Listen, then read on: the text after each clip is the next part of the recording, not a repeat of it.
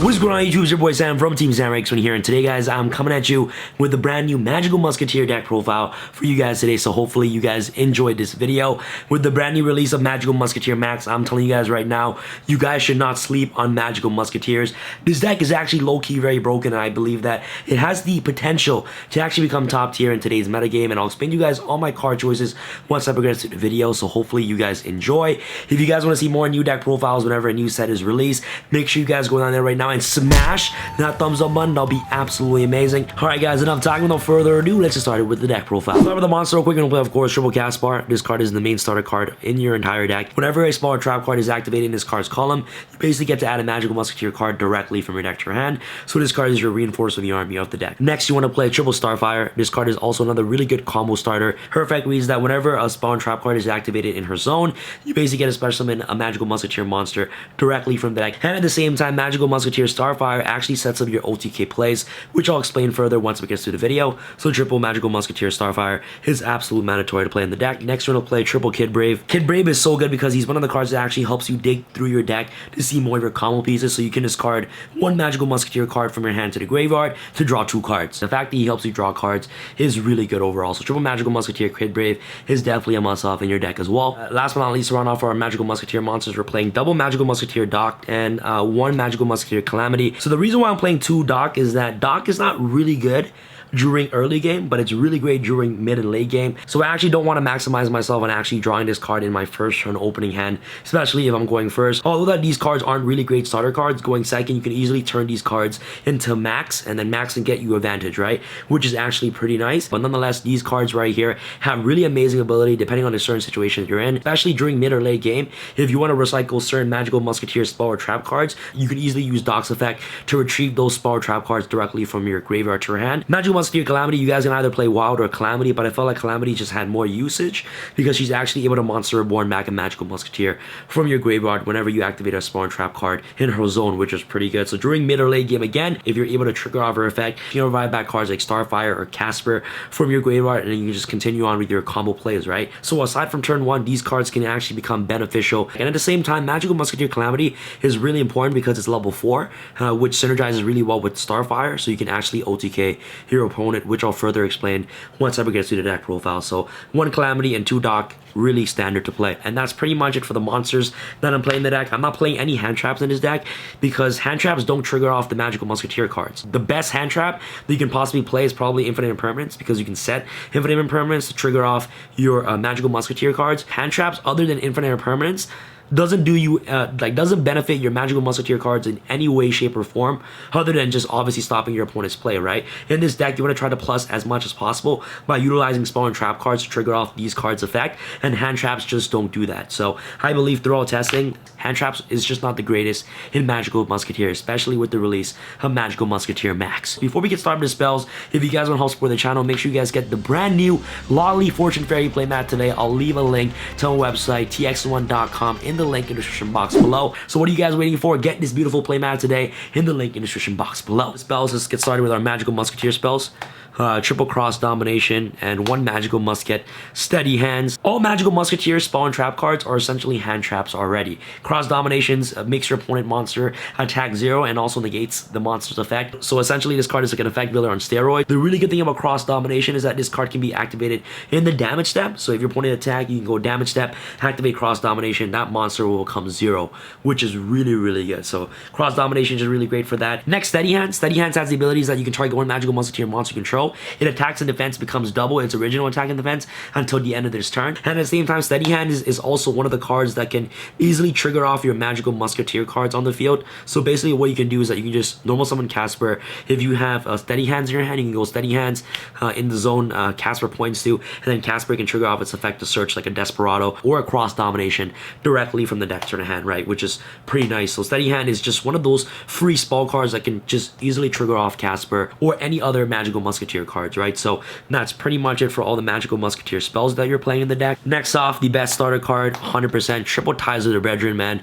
This card is so good. I feel like this card is like a win condition in this entire deck. This card is really good going first, but it's not great going second. So during games where I know that I'm going to go second, I side out Ties of the Brethren all the time going second because this card is not really good going second. I still think that the deck is very versatile. It can go first or second. Ties just generates you so much advantage going first that it's really hard for your opponent to come back from if you're able to resolve Ties of the Brethren. Next card for the spell cards that can easily trigger off your Magical Musketeer monsters is going to play, of course, Double Pot of Desires, Double Pot of Duality, and last but not least, the 1 Upstart Goblin. So the 5 draw cards that I'm playing in the deck, the reason why I'm not playing 2 table contents is because it doesn't do anything. So if you open up with Casper and Pot of Desires, you just plus infinitely, which is ridiculous. You're always going to plus if you have these 2 cards in your first turn opening hand. So you can just go Casper, activate Desires. If your opponent were to Ash this, you still get the Casper search, right?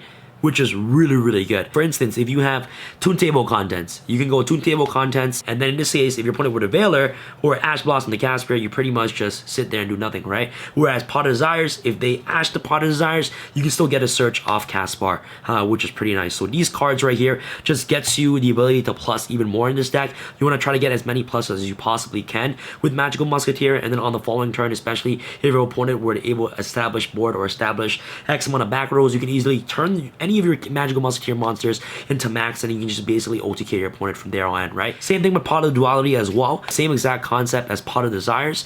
You know, if you have Casper and Pot of Duality, you're actually able to plus, you know what I mean? Whereas Toon Table Contents, you're not really getting anything other than toon tables, you know what I mean? So like having these draw cards are just far more superior than just playing Toon Table Contents. Toon Table Contents doesn't search you negates, whereas Pot of Desires and also Pot of Duality actually gives you the possibility of actually seeing more of your trap cards. Next, you're gonna play, of course, Triple Call by the Grave. You want to make sure that your Ties of the Brethren, Casper, Starfire always resolves. Using Call by the Grave to stop hand traps, to stop your opponent from utilizing cards in their graveyard is just really, really good. And also at the same time, if your opponent doesn't have a hand trap, this card can be used as another trap card that you can easily set to trigger off your Magical Musketeer monsters, right? So Call by the Grave is nice. Next off, for your God cards, Double Super Polarization.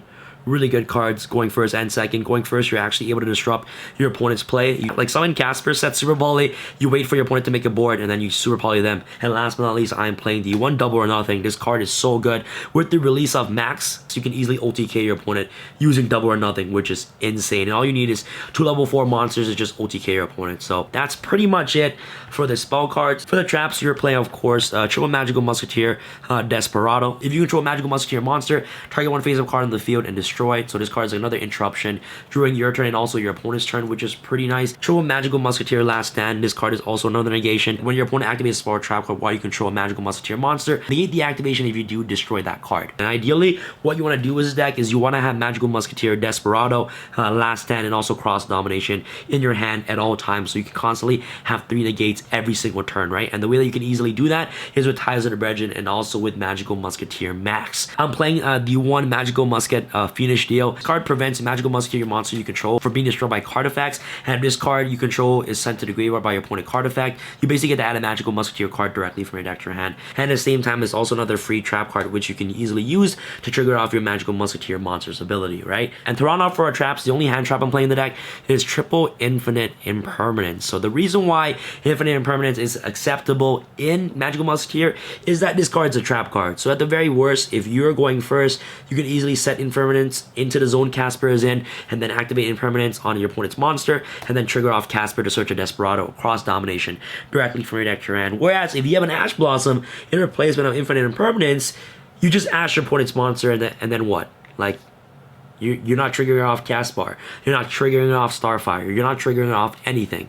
So Infinite Impermanence, I believe, is just a really good hand trap in Magical Musketeer because it can trigger off your Magical Musketeer's ability, and at the same time, this card is immune to Call by the Grave. Your opponent can't Call by the Grave the Infinite Impermanence, so if you're facing against Orcus, you can just easily Impermanence the Mermaid, and then their turn can just hopefully end, right? So Infinite Impermanence is probably, like, you know, the best hand trap that you can actually play if you're playing Magical Musketeers, in my opinion. And that pretty much rounds off for a trap. traps. Another card that I want to consider is Dancing Needle, but I don't have Dancing Needle for some reason. I would definitely main Dancing Needle by just cutting one card in the deck. Maybe cutting out a Steady Hand for a Dancing Needle or something like that. Dancing Needle is so good. It's like a massive DD Crow for the deck, which is nice. So against Solomon Greats, if you have like Dancing Needle, you can just go Dancing Needle, banish 3 of their monsters from graveyard, and then their turn just ends, right? So Dancing Needle is a card that I definitely am going to consider. After your extra deck, you play, of course, Triple Magical Musketeer Max. This card is absolutely incredible. This card makes any of your Magical Musketeer monsters become good. Doesn't matter if you have Doc in your first opening hand or if you have Calamity in your first opening hand. As long as you get access to Magical Musketeer Max, you're pretty much Gucci. Like, there's a Link 1 monster which requires 1 level 8 or lower Magical Musketeer monster. If this card is Link Summon, you can activate one of these effects. Add Magical Musketeer spawn trap cards with different names from your deck to your hand up to the number of monsters your opponent controls. This card right here is really good going second. Say your opponent has 3 monsters on their side of the field, you can easily summon this card and then search 3 Magical Musket spawn trap cards with different names directly from your deck to your hand. Off the bat already, you can search Cross Domination, Desperado, and also Last Stand directly from your deck to your hand. And also at the same time, you have the option to choose secondary effect, special Magical Musket monsters with different names from your deck up to the number of spawn trap cards your opponent controls. So if you summon this card and your opponent controls 4 spawn trap cards, you basically get to special summon 4 monsters directly from the deck. And at that point, if you special summon 2 level 4 monsters, you have access to Utopia Double. It's just a really good card going second. Since the release of this card, Magical Musketeer now can either go first or second, which is really good. Max just fixed the entire issue with Magical Musketeers. The fact that Magical Musketeers really struggle going second, Magical Musketeer Max just gave this deck the ability to compete. Nightmare Package, Unicorn, Cerberus, Phoenix, I played Trisbania, Boros Dragon, and also Borlo Dragon. You can easily make all these monsters because of Max. Max is able to tutor out X amount of Magical Musketeer monsters directly from the deck. So if you're able to tutor out 3 or more monsters, you can easily make Boros Borlo. Let's go up to the XCs. Utopia Double, Utopia, this card right here, you can easily OTK. This package right here is easily accessible because of Starfire, so you can go Starfire, activate a card in her zone, special summon Calamity from the deck, you make Utopia Double, activate its effect, you search double or nothing directly from the deck to the hand, and then you overlay for Utopia, you enter battle phase, attack, negate Utopia's effect, chain double or nothing, attack for 10,000 damage. Ridiculous. Really good. So Utopia package is in here for OTKs. The one Break Sword, the only rank 3 XCs that I'm playing in the deck. And last but not least, for your Super Poly targets, once Mud Dragon of the Swamp, Violet Chimera, and also Starring Venom Fusion Dragon.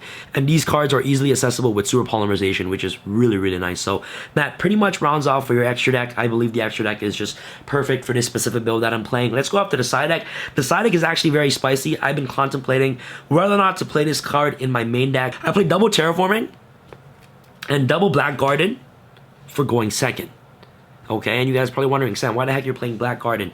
So this card is so good with Max, man. So whenever a monster is normal summon or a special summon, you basically get to give your opponent a token. Going second against Sky Strikers, Black Garden is auto game. If you activate Black Garden against Sky Strikers, you're gonna win the duel. Easy. But the main reason why it's in here is because it actually helps trigger off Max easier. So games where I know that I'm going second, I would side out Ties of the Brethren and put this whole entire package in, because Ties of the Brethren is not good going second. These cards are just way better going second, and Black Garden being able to give your opponent a monster helps trigger off Max to search more cards directly from your deck trans. Let's say going second, your opponent has 2 monsters. You activate Black Garden, normal summon Doc. Black Garden will trigger, giving your opponent a token. You can link this away for Max, and then Max will get to search 3 spawn trap cards directly from your deck trans. So you can search Cross Domination, like the Holy Trinity, right? So Black Garden grants you that ability to just search multiple copies of your Magical Musketeer spawn trap cards directly from your deck to your hand. And like I said before, against Sky Strikers, if you activate Black Garden and give your opponent a token, you basically just win the duel, because Black Garden gives your opponent a token, and at this point, once your opponent has a token